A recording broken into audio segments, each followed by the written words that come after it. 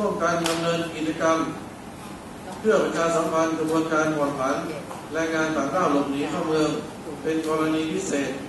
เจ้าหน้าที่จัดหางานเปิดปันตื้อตั้งพี่น้องแห่งการเสื้ออันมีนายจางเหย่าอ่ำตั้นไลพิสุทธิ์สัญชาตินั้นเข้าเฮ็ดไว้แห่งการใหม่อำนั้น MOU อันลงปองซึ่งสองเมืองไทยและเมืองโฮมตุ่มมานตกลงกันไว้ย้อนการเฮ็ดพาสปอร์ตปันแห่งการในเมืองไทยหมดเซ็งกว่ามื้อวันที่14เดือนสิงหาคม2012ยาวเสก้อยตึกกึดแทงแห่งการแทงตั้งน้ำอันอ่ำตั้นไลต่างไว้ยินย้อนตาเฮ็ดไว้เสมกากำพองอันกว่าต่างย้อนไว้ตีคอมพานียาวเสตา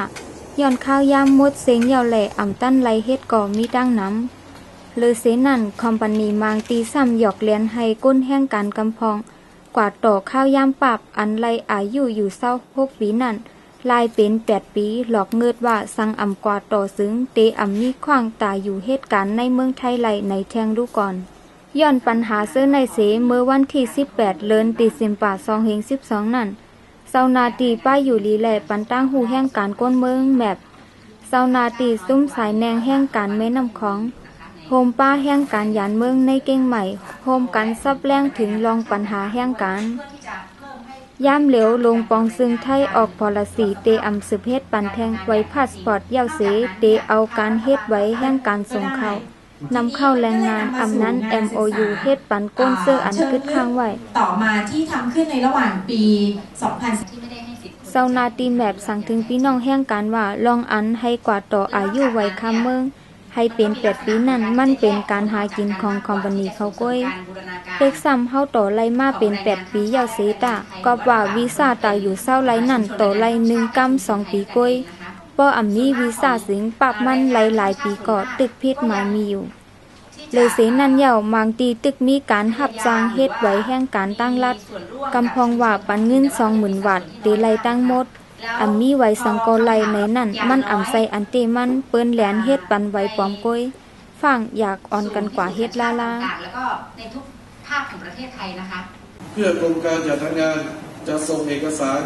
ไปยังประเทศต้นทางเมื่อวันที่11เดือนพฤษภาคม2013นั่นก็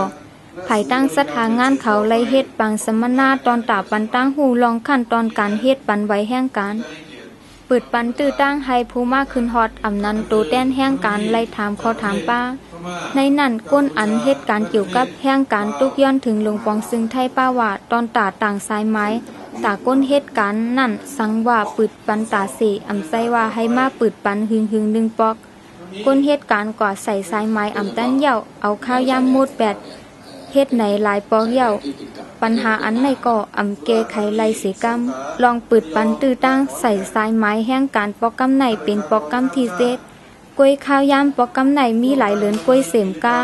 เซานายอำนั้นนายสร้างก็ตีไลเป็นก้นต่างยืนย้อนกำซื้อแหล่เฮ็ดให้ซุ่มอันเฮ็ดการตาสุนไลแห่งการไม่ใส่ซ้อมแห่งการซื้ออันญาเซานายอำไว้น้ำหนักเหนือลูกน้องนั่นอยู่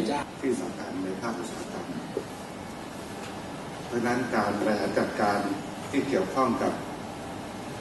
ตอนตาพี่น้องแห่งการอันอ่ำตั้นไลเฮ็ดไว้แห่งการหนังเปิ้นนั่นย่ามเหลวภายตั้งสถานงานเขาปืดปันตื้อตั้งตอนตาเตไลลงสายไม้ใหม่แทงอยู่ข่าวเงาหลีตาพี่น้องแห่งการเขาต่อเหลวเจ้าหน้าที่จัดหางานเกี่ยวเลยแห่งการยานเมืองเขาเปิดหับลงสายไม้ไล่จือตาเตเฮ็ดไว้ในคะและเขาหาพี่น้องแห่งการเขาปาตังปอเล่งเมเล่งเสกว่าลงสายไม้ไล่จือตีจัดหางานเตเอาวันที่15เดือนจันวาคม2013ต่อถึงวันที่16เดือนมาร์ช2013ในไว้ไม่สงคะวายเสนันเซานาตีเขาเตกับศึกมาตีนายสร้างตอนตาเตเอาลูกน้องกว่าเฮ็ดไว้แทงกำหนึ่งขั้นตอนอันไหนเตเฮ็ดกว่าเตเอาหลัง14พฤษภาคม2013ถึง15เดือนเมษายน2013ก้อยในเย้าวายเสนัยสังเสริว่าพี่น้องแห่งการก่อไหลอันอ่ำไล่เฮ็ดไว้แห่งการคือ MOU และพาสปอร์ตในซึ้ง